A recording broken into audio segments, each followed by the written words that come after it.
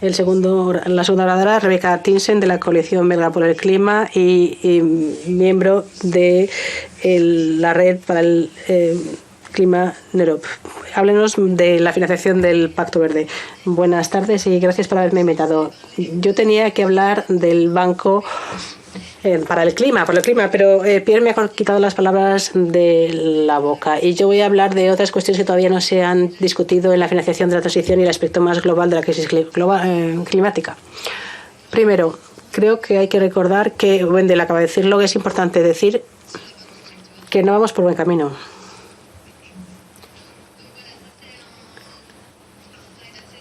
Aquí tenemos una imagen bastante sencilla que nos muestra lo que se está haciendo y lo que se decidió en París en el 2015, tampoco hace tanto tiempo, y lo que se ha decidido es insuficiente teniendo en cuenta los objetivos de temperatura a los que tenemos que llegar, o sea, limitar a 2 grados y si en momento idóneo 1,5 grados.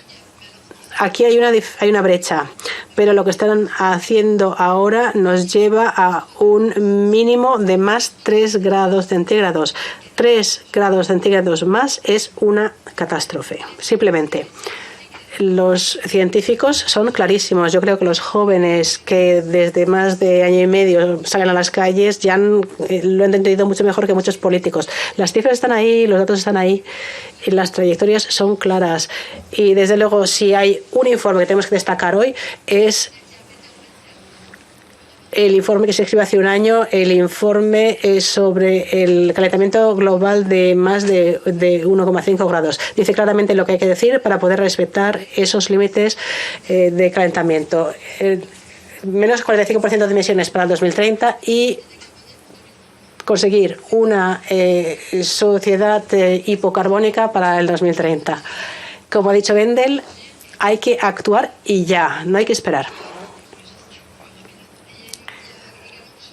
Y otra cosa importante es que hay una diferencia fundamental entre el límite de temperatura de 1,5 grados y el de 2 grados. No es simplemente un acuerdo diplomático, hay una brecha enorme en cuanto a consecuencias para el planeta si aumenta la temperatura a 1,5 o 2 grados centígrados. Ya no hablo ni de los 3 grados. Son consecuencias sociales, como por ejemplo migración, desplazamiento de poblaciones, consecuencias económicas también y, por supuesto, medioambientales. Esos grandes desastres climatológicos van a ser cada vez más violentos y más frecuentes en todo el planeta. Otra dimensión que creo que todavía no se ha tratado hoy es la dimensión internacional del calentamiento y, en particular, la diferencia entre los países del norte y del sur. Bueno, es un nombre un poco genérico, pero y en vista de la situación actual y los cambios de economías emergentes hay que poner más matices. Pero los países del norte, que son los emisores históricos que se han beneficiado de la revolución industrial, tienen una responsabilidad de cara a esos problemas y la crisis a las que nos enfrentamos en la actualidad. Pero como ellos han podido desarrollar más rápidamente y mejor, ahora tienen también la capacidad y tienen los medios para ayudar en particular a los países del sur que están pagando los platos rotos. Entonces, eso es lo que llamamos la injusticia climática. Por un lado, nos podemos imaginar un gran barco. Sí, vale, el cambio climático afecta a todo el planeta, no hay nadie que esté excluido, pero los países ricos están en ese barco en primera clase y los países más pobres pues están en la bodega del barco o incluso en los barcos salvavidas. Hay que recordar que el cambio climático aumenta las desigualdades norte-sur, como acabo de explicar, pero también las desigualdades sociales. No estamos ante las mismas consecuencias, no tenemos las mismas capacidades de resiliencia. Si somos ricos o pobres, no es lo mismo. Lo mismo para las desigualdades de género.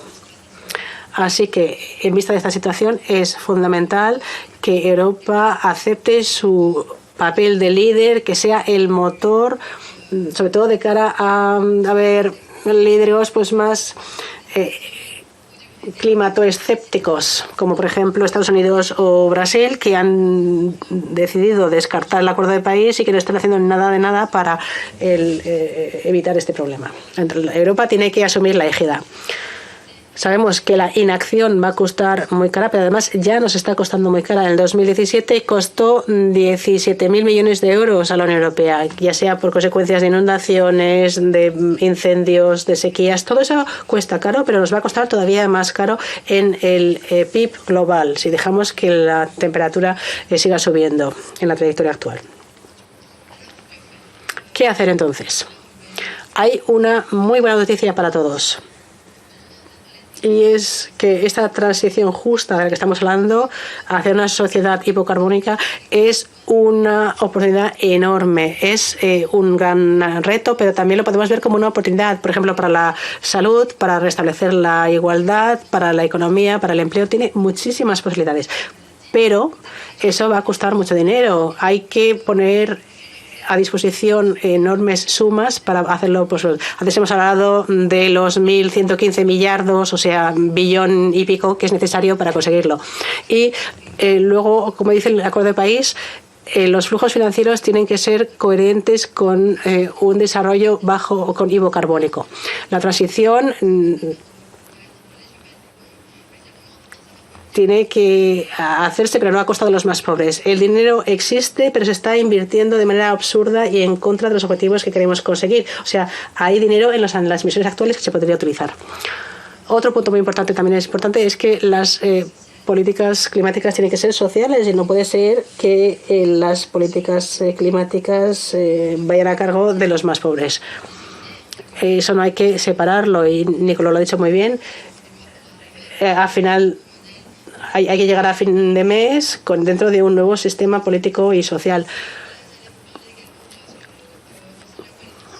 Y nosotros apoyamos en la coalición climática, como decía muy bien Pierre.